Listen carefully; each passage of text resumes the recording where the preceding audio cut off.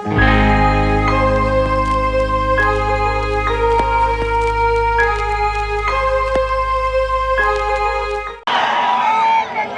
मैं टीआरएस के लोगों को भी बोल रहा हूं, जरा ये भी सुन लो।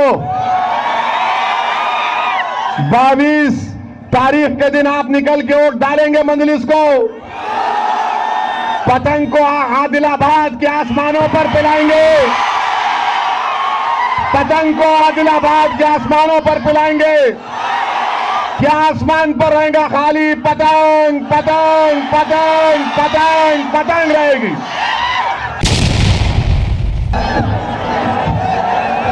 बिस्मिल्लाहिर्रहमानिर्रहीम।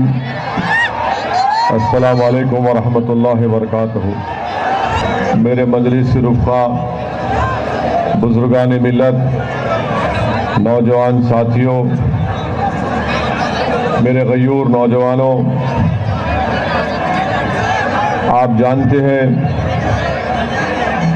ये एक इंतखाबी जलसा है और आदिलाबाद के बल्दी इंतखाबात के सिलसिले में इस जलसे को मुनक़्क़द किया गया है। 22 जनवरी के दिन बल्दी इंतखाबात के रायदही का दिन है और मजलिस इत्तेहादुल मुस्लिमीन के उम्मीदवार आपके सामने है और मजलिस इत्तेहादुल मुस्लिमीन आप तमाम के लिए कोई नई सियासी जमात नहीं, बल्कि मजलिस इत्तेहादुल मुस्लिमीन पिछले 70 साल से अपनी सियासी सफ़र को, अपनी सियासी जद्दोजहद को बड़ी कामयाबी से इसको जारी रखा। मेरे अजीज दोस्तों और बुजुर्गों, अल्हम्दुलिल्लाह आज मजलिस इत्तेहादुल मुस्लिमीन मुल्क की सियासत में अपना एक मुकाम पैदा कर चुकी है। आज मजलिस इत्तेहादुल मुस्लिमीन ने, चाहे वो रियासती असम्बली हो या फिर हमारे मुल्क की पार्लियामान हो, मजलिस से हमेशा बेबाक तरीके से आवाम के मसाइल को उठाया, वक्त के हुक्मरानों की आंखों में आंखें डालकर उनसे गरीब और मजलूमों के इंसाफ का मुतालबा किया। मेरे अजीज दोस्तों और बुजुर्गों, आज मजलिस इत्तेहादुल मुस्लिमीन की बढ़ती मकबूलियत की बिना पर बहुत सी सियासी जमातें मजलिस की मुखालिफत सिर्फ मजलिस की मकबूलियत की बिना पर करती है।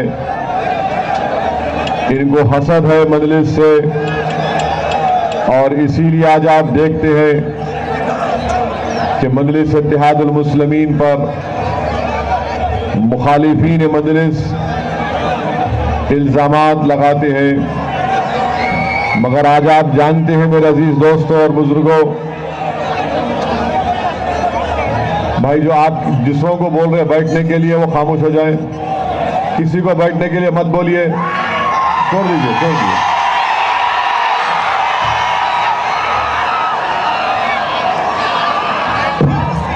साढ़े 9 बजे जलसे का परमिशन खत्म होने वाला है, इसलिए मैं आपसे अपील कर रहा हूं कि थोड़ा सब्र के साथ आप मैं जो कह रहा हूं उसको सुन लीजिए, ताकि आप जो मकसद के तहत यहाँ पर आए हैं और आप एक पैगाम लेकर यहाँ से जाएं। मैं आपसे अर्ज कर रहा था, मजलिस इत्तेहादुल मुस्लिमीन ने जो मजलिस पर इल्ज़ाम लगाते थे, आज वो खुद इस बात को मान रहे हैं कि मजलिस ना सिर्फ मुस्लिम अक़लियत बल्कि दलित और पसमानदा तबक़ात की भी एक आवाज़ बन रही है। जो कल तक मजलिस के ताल्लुक़ से कहते थे ये जमात तेलंगाना के मखसूस इलाकों तक महदूद है या फिर हैदराबाद के पुराने शहर की गली कूचों की हद तक महदूद है। आज अल्लाह ने बता दिया कि मजलिस इत्तेहादुल मुस्लिमीन ने महाराष्ट्र में जब असेंबली के इंतखाबात हुए तो दोबारा मजलिस ने अपने 2 अरकान असेंबली को कामयाब किया। आज महाराष्ट्र की सरजमीन पर मजलिस के 100 से ज़ायद अरकान बल्दियाँ मुंतखब होते हैं और औरंगाबाद की पार्लियामेंट की सीट जो 30 साल से शिवसेना के पास थी, मजलिस ने 30 साल के बाद इम्तियाज जलील मजलिस के उम्मीदवार ने शिवसेना के उम्मीदवार को शिकस्त देकर औरंगाबाद की पार्लियामेंट की सीट पर कामयाबी हासिल की। मेरे अजीज दोस्तों और बुजुर्गों, न सिर्फ ये बल्कि बिहार में मजलिस इत्तेहादुल मुस्लिमीन ने पार्लिमानी इंतखाबात में हिस्सा लिया और किशनगंज की पार्लियामेंट की सीट को हमने कामयाबी हासिल नहीं की, मगर वहां पर मजलिस के उम्मीदवार जनाब अख्तरुल ईमान जो बिहार के सदर हैं, उन्होंने 3 लाख वोट हासिल किए। आज से 1.5-2 महीने पहले जब बाई इलेक्शन हुआ बिहार में असेंबली का, तो किशनगंज की असेंबली सीट पर मजलिस इत्तेहादुल मुस्लिमीन का उम्मीदवार मुंतखब होकर बहैसियत एमएलए आज बिहार की असेंबली में मजलिस की आवाज को बुलंद कर रहा है। मेरे अजीज दोस्तों और बुजुर्गों, उत्तर प्रदेश में मजलिस इत्तेहादुल मुस्लिमीन के 40 से ज्यादा अरकान बल्दियाँ हैं और मुझे बताते हुए खुशी हो रही है कि आज ही के दिन बुलंदशहर की एक बल्दिया के बाई इलेक्शन में मजलिस के उम्मीदवार ने करीब 500 वोट से समाजवादी के उम्मीदवार को हराकर बुलंदशहर में बल्दी सीट पर कामयाबी हासिल की। और मुझे यकीन है कि आने वाले वक्त में उत्तर प्रदेश में मजलिस इत्तेहादुल मुस्लिमीन के भी अरकान असेंबली कामयाब होकर जाएंगे। मेरे भाई, मेरे बुजुर्गों, कर्नाटका में मजलिस अपनी तेजी से अपना काम कर रही है। मुझे यकीन है कि बिदर, गुलबर्गा, हुमनाबाद और बीजापुर में भी मजलिस अपना मुकाम पैदा करेगी, वहां से भी हमारे नुमाइंदे कामयाब होकर आएंगे। आज यही चीज है, इन तमाम मजलिस की बढ़ते हुई पेशकदमी को देखकर मजलिस के मुखालिफिन बौखलाहट का शिकार होकर रकेक हमले करते हैं, झूठे इल्जामात लगाते हैं। मगर हकीकत यह भी है मेरे अजीज दोस्तों और मेरे बुजुर्गों, तेलंगाना की ऐवान असेंबली हो या फिर माजी की आंध्र प्रदेश की असेंबली हो, मजलिस ने हमेशा अवाम के मसाइल को उठाया, वक्त के चीफ मिनिस्टरों से अवाम के सवालात का जवाब तुमसे तलब किया। और आज आप देखते हैं कि तेलंगाना की असेंबली में भी मजलिस के 7 अरकान असेंबली जब जाती हैं तो अवाम के लिए जद्दोजहद करते हैं, अवाम के मुतालबात को हुकूमत के सामने रखकर मनवाते हैं। और यही चीज है कि हिंदुस्तान की पार्लियामेंट में जब मजलिस के 2 अरकान पार्लिमान कामयाब होकर गए तो हमने भी उसी चीज को बरकरार रखा। ट्रिपल तलाक का मसला आया तो मजलिस ने बेबाकी के साथ ऐवान पार्लियामेंट में खड़े होकर मैंने स्पीकर से कहा कि जनाब 3 मरतबा मैंने इस बिल की मुखालिफत की और जिंदगी भर इस बिल की मुखालिफत करता रहूंगा, इसलिए कि ये बिल हमारे आइन के खिलाफ है, हमारे मुस्लिम खवातीन के खिलाफ है। ये मुस्लिम खवातीन से इंसाफ नहीं बल्कि उनसे नाइंसाफी करता है।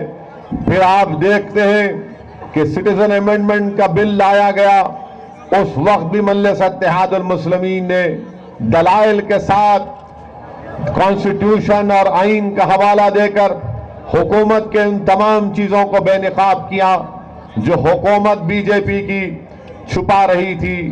मेरे अजीज दोस्तों और बुजुर्गों, हर किस्म से मजलिस से मुकाबला करने की कोशिशें की जाती हैं, मगर आज आप देखते हैं ये बल्दिया के इंतखाबात हैं और बल्दिया के इंतखाबात में मैं आपसे दरख्वास्त करने आया हूं कि आप अपना एक वोट मजलिस के हक में इस्तेमाल करिए। ये बात बिल्कुल सही है कि असेंबली के इलेक्शन में मजलिस ने टीआरएस की तायीद की थी, पार्लियामेंट के इलेक्शन में भी मजलिस ने आपसे अपील की थी कि बीजेपी को रोकने के लिए, और कांग्रेस में दमखम नहीं है, इसीलिए हमने कहा था कि बरसर इख्तिदार जमात के हक में वोट दीजिए। आदिलाबाद की आवाम गवाह है इस बात की कि असेंबली के इंतखाबात के दौरान जब वजीर आला के चंद्रशेखर राव साहब आदिलाबाद को आए थे तो इसी तरह के डाइस पर केसीआर ने फारूक को करीब बुलाकर उनसे बातचीत की थी। आप ये जानते हैं कि मजलिस की तायीद की बिना पर आदिलाबाद से यहां से उनका एमएलए मुंतखब होकर आया, ये इससे कोई इनकार नहीं कर सकता। मगर अफसोस इस बात का है कि मजलिस पर इल्जाम लगाए जाते हैं, सियासत में इख्तलाफ होना चाहिए, मगर अगर आप एक आदाब की एक हद को अगर आप क्रॉस कर जाएंगे तो मैं उनसे कहूंगा, याद रखो, अगर तुम हद व अदब के दायरे में रहकर मुखालिफत करोगे मुझे कोई एतराज नहीं है, मगर अगर तुम आदाब के हुदूद को ऐसे आगे चले जाओगे तो याद रखो प्यारे, हमारी जबान बहुत खराब है, तुम हमारी जबान का मुकाबला नहीं कर पाओगे।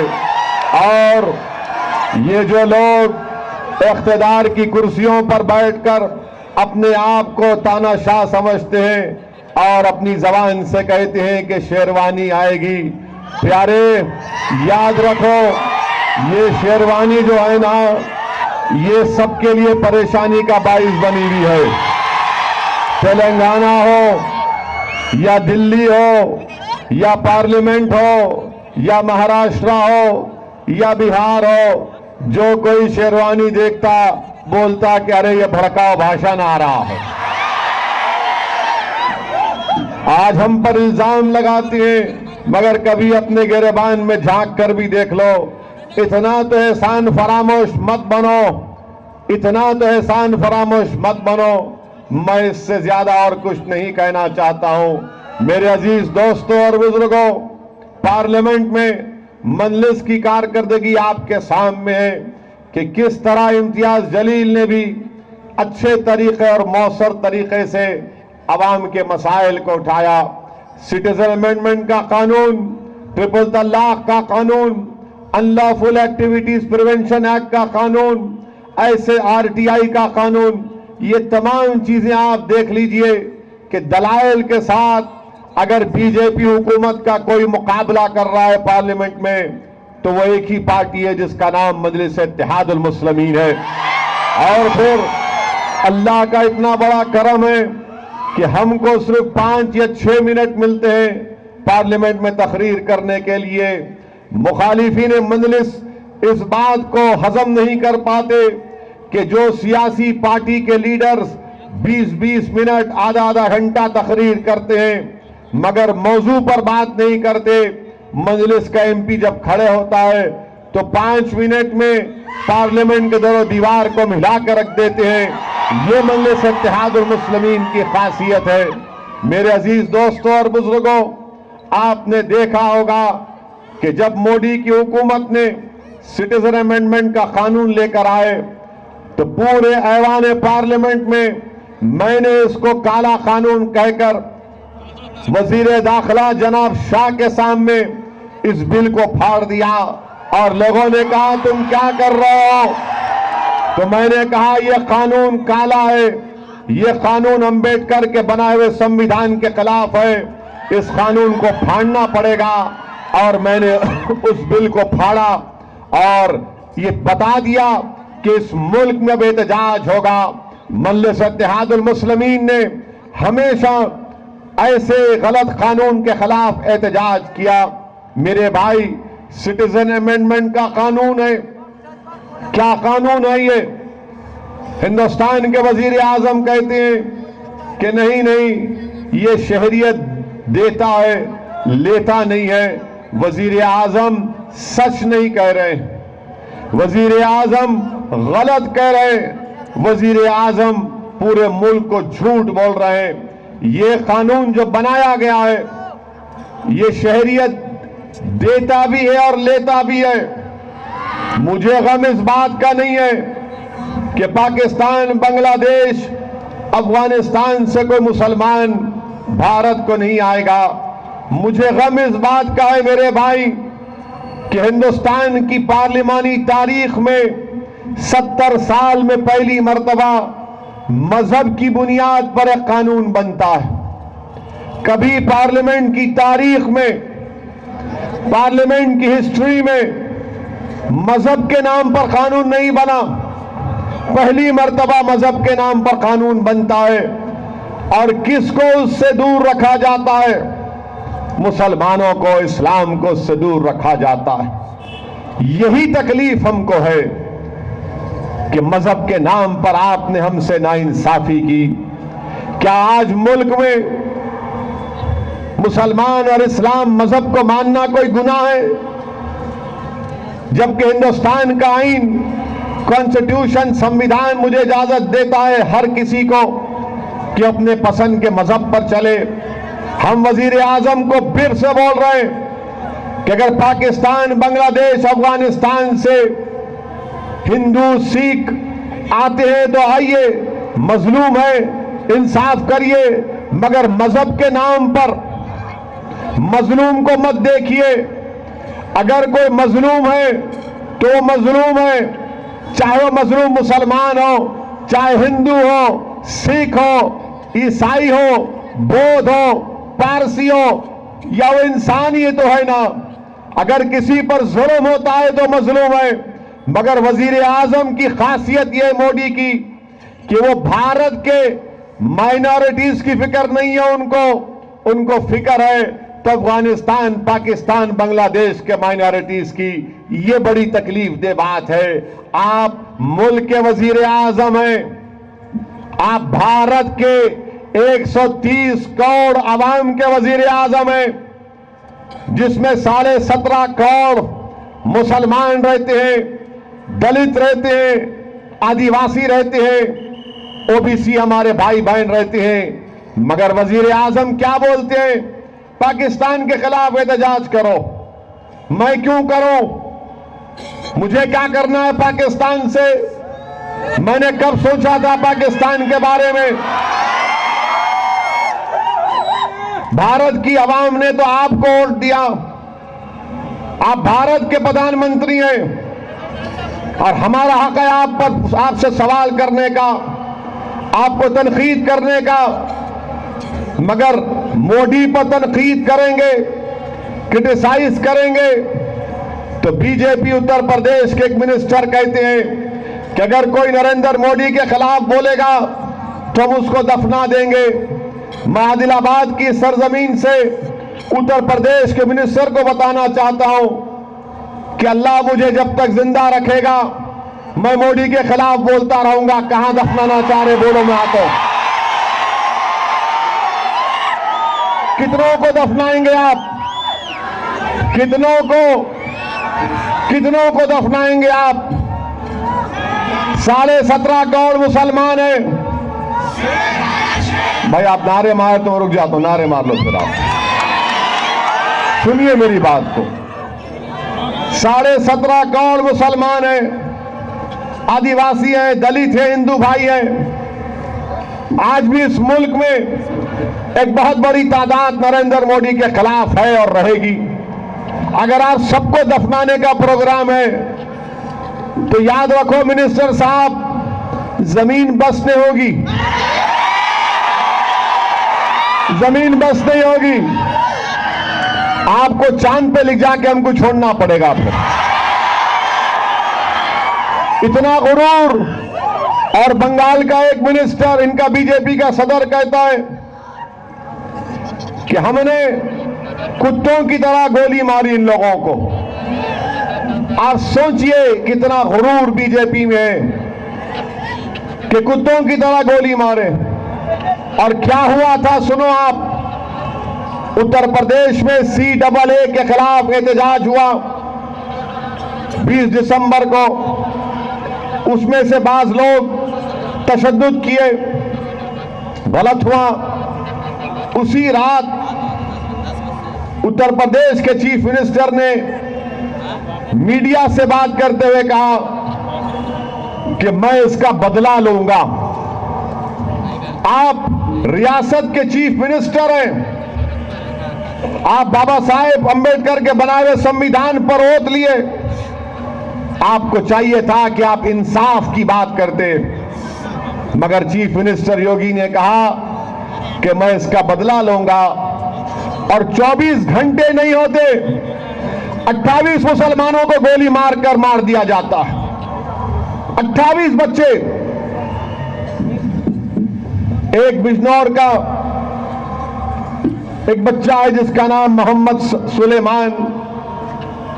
सुलेमान आईएएस की तैयारी कर रहा था। उसकी मां, मीडिया के लोग जब घर को जाते बताते, देखो ये मेरा सुलेमान फजर को उठता था और 15-16 घंटे पढ़ता था, सिर्फ नमाज के वक्त नहीं पढ़ता था। पुलिस आकर उसको अरेस्ट करी और दूसरे दिन मेरे बच्चे की लाश मिली मुझे। बताइए आप, एक चीफ मिनिस्टर की जबान से निकलता है बदला लूंगा। वही बिजनौर का एक अनस हुसैन 21 साल का अपने 7 महीने के बच्चे के लिए दूध लाने निकलता है, उसकी बाईं आंख में गोली लगती है, वो मर जाता है। आज वो 7 महीने का बच्चा यतीम हो गया, अपने बाप से महरूम हो गया। मेरे भाई, ऐसे कई वाकयात हैं। फिरोजाबाद में 3 मुसलमानों को गोली मार दी गई, कोई नहीं जानता। वो बच्चे एहतजाज में भी नहीं थे, जुलूस में गोली उनको आके लगती है, पूरे के पूरे वहीं पर ढेर हो जाते हैं। आप बताइए कि एहतजाज होता है और चीफ मिनिस्टर कहते हैं बदला लूंगा। उत्तर प्रदेश में तशद्दुद हुआ। उत्तर प्रदेश की बीजेपी की हुकूमत कहती है कि 14.5 लाख का नुकसान हुआ और 14.5 लाख के नुकसान की पाई के लिए हासिल करने के लिए उत्तर प्रदेश की हुकूमत लोगों को नोटिस भी जाती है कि आपकी वजह से तशद्दुद हुआ, जिसमें एक ऐसे आदमी को भी नोटिस चले गई, ऐसे शख्स को जो 6 महीने पहले मर चुका था। उसमें से और 2 को नोटिस गई जो 90 साल के थे, बिस्तर पर फरीश है, उठ नहीं सकते, उनको नोटिस चले गई कि आप तशद्दुद किए, वायलेंस किए, आप उनको दो। कितनी अफसोस की बात है कि नाम मुसलमान है तो योगी की हुकूमत नोटिस भिजा देती है। मेरे अजीज दोस्तों और बुजुर्गों, नुकसान 14.5 लाख का उत्तर प्रदेश में हुआ और जब हरियाणा में जाटों ने एहतजाज किया, कितना नुकसान हुआ मालूम आपको? जब हरियाणा में जाटों ने एहतजाज किया, रिजर्वेशन की बात की, 2000 करोड़ का नुकसान हुआ, किसी एक को नोटिस नहीं गई। 2000 करोड़ का नुकसान जाटों ने किया, हुकूमत बीजेपी की हरियाणा में, एक को नोटिस नहीं जाती। उत्तर प्रदेश में 14.5 लाख का नुकसान हुआ तो मुसलमानों को नोटिस आ जाती है। कहां 2000 करोड़, कहां 14.5 लाख। दिल्ली के पंचकुला कोर्ट में वो एक बाबा राम रहीम डिस्को डांसर, उसको सजा हुई तो उनके चाहने वालों ने नुकसान किया। कितना नुकसान किया? 120 करोड़ का नुकसान किया, नोटिस नहीं। बाद में कोई जायदाद को जब्त किए। गुजरात में पटेलों ने एहतजाज किया, 1800 पुलिस की बसों को नुकसान पहुंचाया। कितने? 1800। 2000 गवर्नमेंट की बिल्डिंग को नुकसान पहुंचा, किसी एक को नोटिस नहीं भिजाए मोदी साहब। क्योंकि वो गुजराती है और नरेंद्र मोदी गुजराती है, तो गुजराती मोहब्बत गालिब हो गई और उत्तर प्रदेश में 14.5 लाख का नुकसान होता है। तो मरने वाले को नोटिस, बिस्तर पर फरिश उसको नोटिस।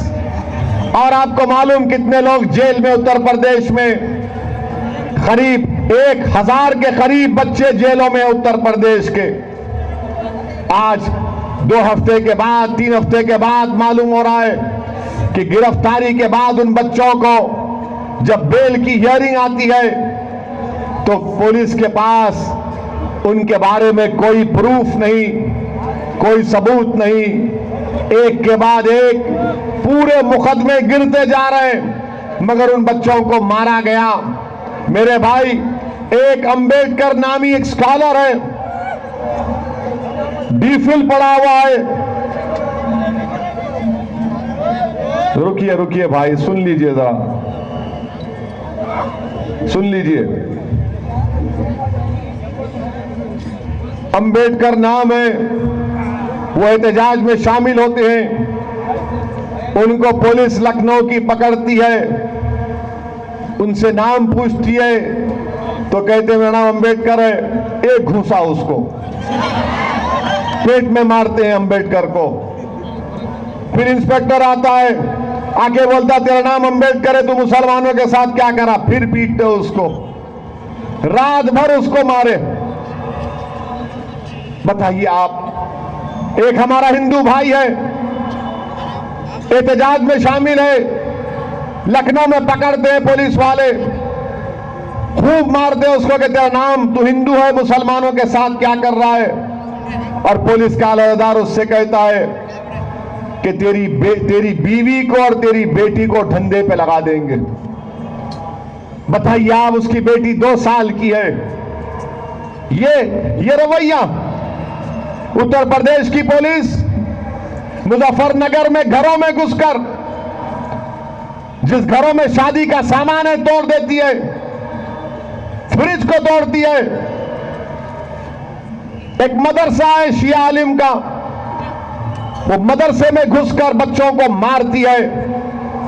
वो शिया आलिम को उठाकर 2 दिन पुलिस अपने पास रखती है और 2 दिन के बाद जब छोड़ती है तो चल नहीं सकते, मीडिया के सामने आकर कहते हैं कि मुझे 2 दिन नंगा करके, बराना करके मारा और पीटा गया, मेरे हाथ और पैर की हड्डियां टूट चुकी हैं। ये नरेंद्र मोदी की हुकूमत, और आप बोलते सबका साथ सबका विकास। और आज हिंदुस्तान की आर्मी के CDS, chief of defence staff, कहते हैं कि जो बच्चे रेडिकलाइज हो रहे हैं, हम उनको डीरेडिकलाइज करेंगे। मैं चीफ ऑफ डिफेंस स्टाफ को बताना चाह रहा हूं, जनरल साहब, डीरेडिकलाइज अगर आप करना चाह रहे तो पहले सुनो, आप जुवेनाइल एक्ट पढ़ लो जनरल साहब। आईपीसी का कानून नहीं लगता बच्चों के ऊपर, तो आप कौन सा डीरेडिकलाइज करेंगे? जनरल साहब बोलते हैं कि बच्चों को डीरेडिकलाइज करने के लिए अलग जगह लेकर जाएंगे। जनरल साहब, आपकी बातों से ऐसा लग रहा कि कनाडा में गोरों की हुकूमत ने भी वहां के मुकामी लोगों के बच्चों से भी ऐसा जुल्म किया था, और बरसों के बाद मौजूदा कनाडा के सदर को माफी मांगना पड़ा। जनरल साहब, आप डीरेडिकलाइज की बात करते हैं, मीरठ का एसपी मुस्लिम महलों में जाकर पुलिस फोर्स के साथ कहता है कि खाते यहाँ का घाते वहां का, तुमको पाकिस्तान चले जाओ वरना पूरी गली को मैं जेल में डाल दूंगा। पुलिस का इंस्पेक्टर एसपी है, किसने बोला उसको कि किसने पाकिस्तान के नारे लगाए? और अगर नारे लगाए तो पूरी गली को बोलेंगे आप। कोर्ट तय करेगा नारे लगे या नहीं लगे, और तुमको कोर्ट को बताना पड़ेगा। बर्डन ऑफ प्रूफ तुम पर होगा, मुल्जिम पर नहीं होता है। ये ऐसे एसपी का डीरेडिकलाइज कौन करेंगे? कौन करेंगे डीरेडिकलाइज? जो मॉब लिंचिंग के नाम पर मुसलमानों को मार रहे, दलितों को मार रहे। गुजरात ऊना में दलितों के कपड़े उतार कर बराना पीट उन दलितों को मारा गया।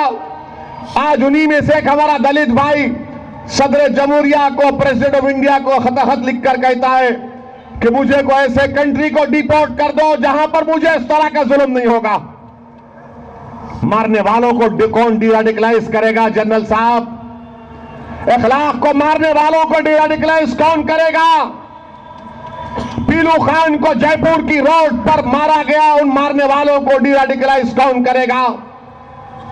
हाफिज जुनैद को ट्रेन में मारा गया, 17 साल का बच्चा हाफिज कुरान भरी ट्रेन में मारा गया, मारने वालों को डीरेडिकलाइज कौन करेगा? तबरेज को रात भर पीटा गया झारखंड में, उससे कहा गया बोल, ये नारा लगा, तबरेज ने कहा नहीं लगाऊंगा। तो 2 दिन के बाद तबरेज की मौत हो गई, सर के अंदर उसकी खोपड़ी 2 जगह फ्रैक्चर पड़ गया था। बताओ जनरल साहब, इनको डीरेडिकलाइज कौन करेगा? झारखंड में अलीमुद्दीन अंसारी को सरे बाजार रोककर मारा गया, पीटा गया, वीडियो निकाली गई। अलीमुद्दीन अंसारी मर गया और उसके मरने के चंद महीने के बाद उसका बेटा भी मर गया, क्योंकि दवाओं के इलाज के पैसे नहीं थे।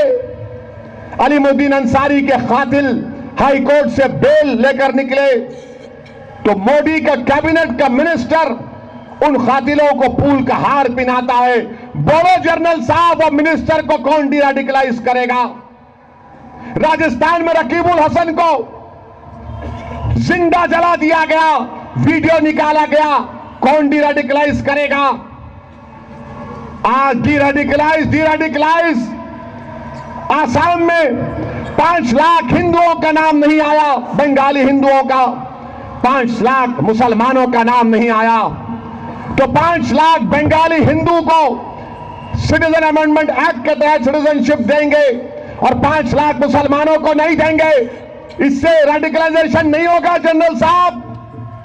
मैं मुसलमान हूं तो मुझे शहरियत नहीं, वो बंगाली हिंदू है तो उसको सिटीजनशिप मिलेगी आसाम में। डीरेडिकलाइज किसको करेंगे?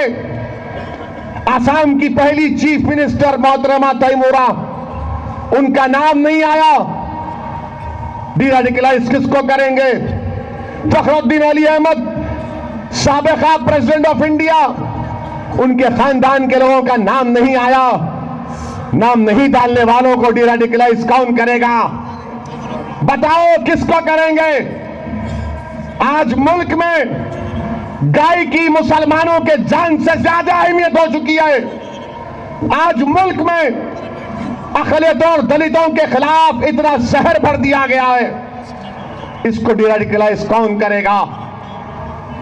सिटीजन अमेंडमेंट का कानून एहतजाज होता है तो बीजेपी के लोग जुलूस निकाल कर कहते हैं देश के गद्दारों को गोली मारो, सालों को। इनको डीरेडिकलाइज कौन करेगा? बताओ कौन करेगा इन लोगों को? बताइए मेरे भाई, आज डीरेडिकलाइजेशन की बात करते हैं मगर खुद ये नहीं देखते कि कौन रेडिकलाइज हो चुका है। रेडिकलाइज कौन हो चुका है? सिटीजन अमेंडमेंट का कानून ये मुल्क के दस्तूर के खिलाफ है। और क्या होगा मालूम आपको? एनपीआर एनआरसी जब होगा उसके बाद उस ऑफिसर को इख्तियार होगा किसी को भी डाउटफुल सिटीजन लिखने का, किसी को भी, और उसके बाद पूछेंगे लाओ सर्टिफिकेट लाओ। मेरे भाई, अगर इस मजमे से अगर एक आदमी को भी, चाहे मुसलमान हो, दलित हो, आदिवासी हो, अगर उससे कहेंगे कि तुम भारत के शहरी नहीं हो, वो खून के आंसू रोएगा। वो बोलेगा तुम मुझे सब चीज मुझसे पूछ सकते मगर ये तुमको पूछने का अख्तियार नहीं। ये citizen amendment act, NPR, NRC यही करने जा रहा है। जिसके पास कागज नहीं उसको डाउटफुल सिटीजन, और पाकिस्तान, बांग्लादेश, अफगानिस्तान से जो लोग आए उनके ताल्लुक से कह रहे हैं कि तुम्हारे पास कागज हो या ना हो, पासपोर्ट हो या ना हो, तुम लीगल और इलीगल तरीके से आए, कोई बात नहीं, तुमको भारत की शहरियत दी जाएगी। और मैं भारत का हूं, इसी जमीन में पैदा हुआ, इसी जमीन के अंदर चला जाऊंगा। और मुझसे पूछा जा रहा है कि तुम भारत के सिटीजन हो या नहीं। बताइए कितनी नाइंसाफी की बात।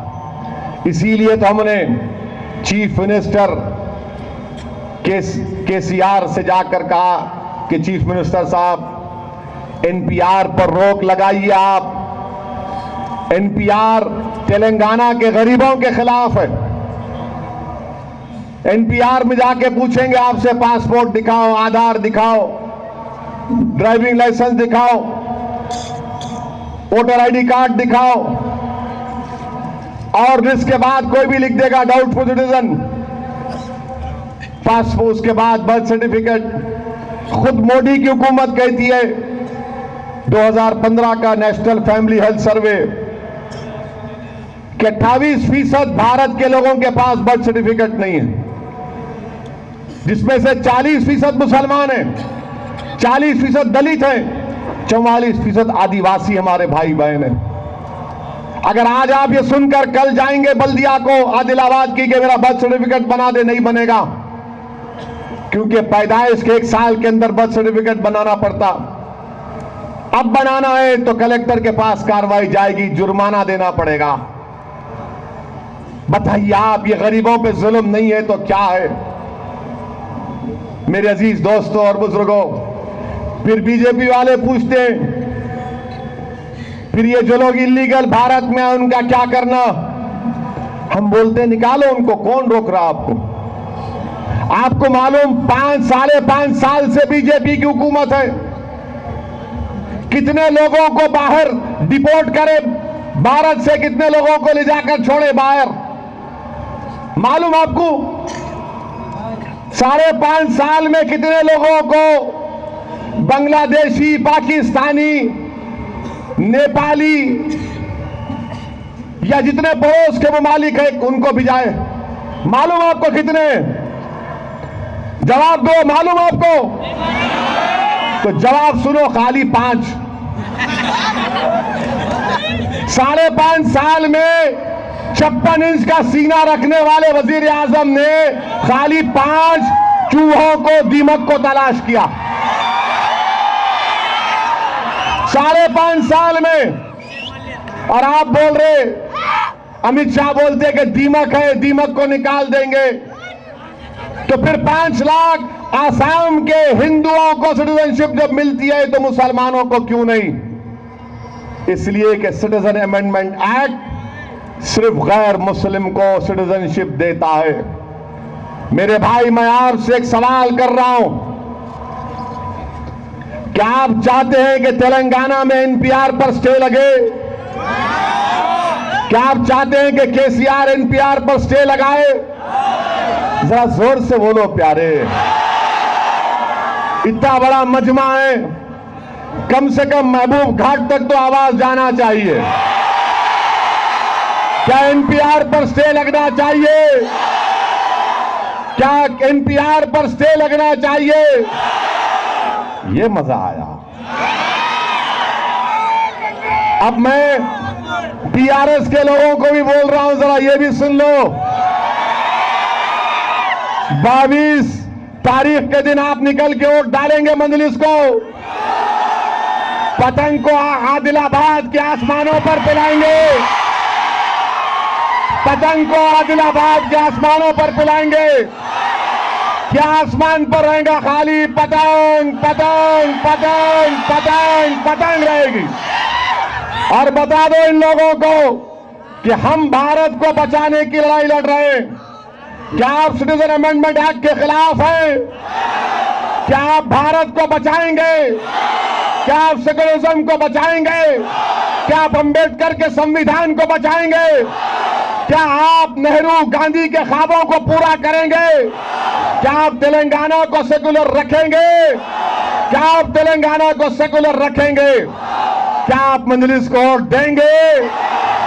क्या आप मंजलिस को वोट देंगे? क्या आप बीजेपी को हराएंगे? क्या आप मोदी की पार्टी को हराएंगे? तो इंशाअल्लाह ताला 22 तारीख को एक करके दिखाना है आपको, और फिर इलेक्शन के बाद मैं फिर आऊंगा यहां पर और इंशाअल्लाह ताला तफसीली आपसे बात होगी। अस्सलाम वालेकुम व रहमतुल्लाहि व बरकातुहू।